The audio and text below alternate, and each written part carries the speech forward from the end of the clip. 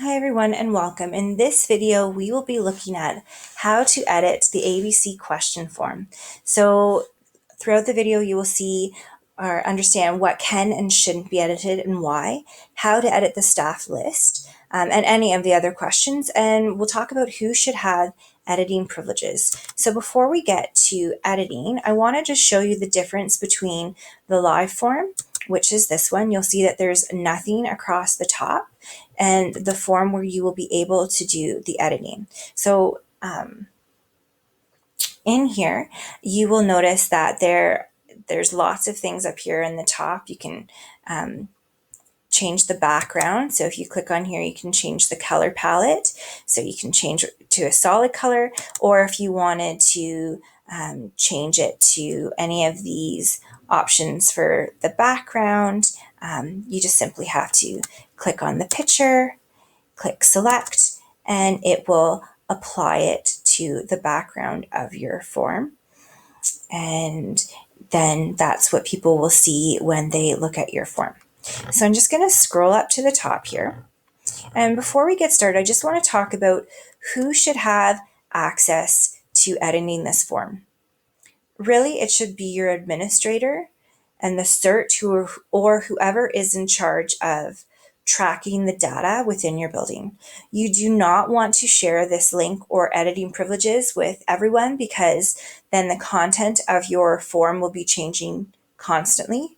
And if more than a small amount of people have editing privileges, then you're worried that the data that's being entered is inconsistent. And you should also be concerned about whether the coding that is attached to each question is being altered and not actually matching up with the data that you want to be collected. Chris and myself are always in on it, so that we can have access to help you troubleshoot or fix any problems that arise. And we should also have access to your spreadsheet, which we will talk about in another video. So when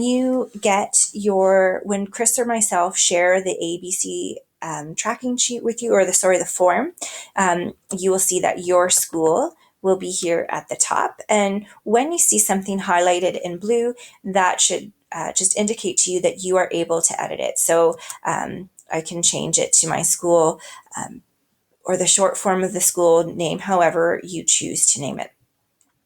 The student name question should not be changed and should remain a short answer. And the reason for this being is that Google Forms are live.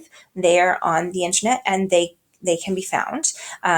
I know that we are very diligent about making sure that we do not share this link en masse, that it's not in a public space.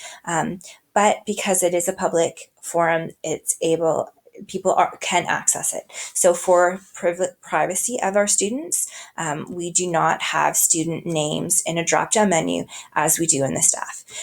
So when I want to change the person recording the entry, so I want to change my staff list, very simple. When I click on it, it's blue so that I know that I'm in editing mode. If I want to change the name so that it reflects the people in my building, I just click on it and I can write in Chris Tyndale, or you might choose to do just first initials and last name, or however you choose, Mr. Tyndale.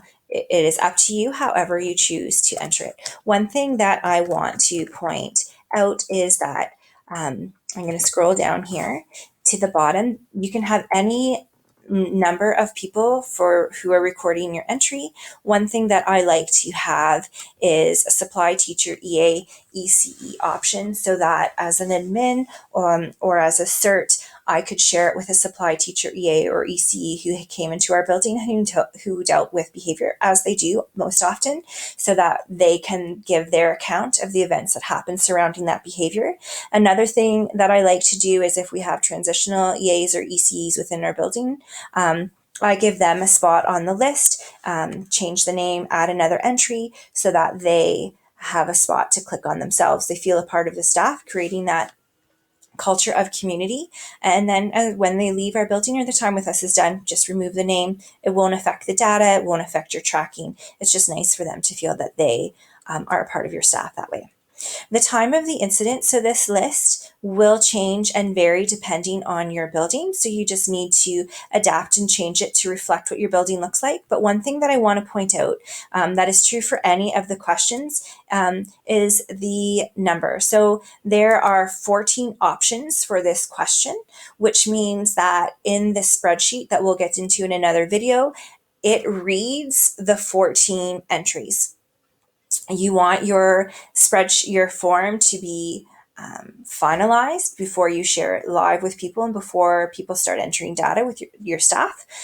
That's obvious, but you also, which is really, you really need to understand, is that when there are a set number of options, that means that the code is reading those set number of options. If you add or delete options when the spreadsheet is trying to find the value or the entry that you've put in, it can't because it's reading from a different spot. So you can change absolutely the amount of values. For example, the location of the incident. I only have 14 rooms. I have a very small building, but you may have a larger building, so there may be more spaces within your building. Perhaps you have a breakfast club that you want to enter in here. But also keep in mind that there are generalities. So we've got a French room, but we've got classroom. You don't want an entry for every single classroom. A classroom is a classroom. So one entry for classroom is fine. And then scrolling down further. So again, the people affected will be a short answer text so that you can enter multiple individuals in there. The list for antecedents within our building, I sat down with my admin with the EAs as a team, and we talked about the antecedents that we saw. In a staff meeting, we sat down and we discussed the antecedents that were common within our building, and so our list reflects those common antecedents. So I would suggest that you do that with your team. And then the behavior that we see in here, again, reflects the culture of our building. So as a team, you may have a different culture. And so you will want to make sure that your behavior reflects that. We only have 5 entries or options for the frequency that the behavior occurs. If it's 5 or more, then your consequence is going to be more severe. And again, just a reminder that when you're entering data, it's for a block of the day. We're not talking about the whole day. We're focusing in on a block that the behavior happens in. The consequence for a behavior, again, your list is going to reflect your building, and it can change and adapt as needed. But if your entries exceeds or is less than the amount that is already here, please talk to Chris or myself so that we can make sure that your data is being entered accordingly. The notes, again, is a long answer text, and that's a question that you will not need to change because the notes, because it's open response, it can vary depending on the needs within your building. And that's a quick overview of how to edit the form. And as always, you are free to email Chris or myself with any more questions or more specific questions. Thanks for watching, and we'll see you in the next video.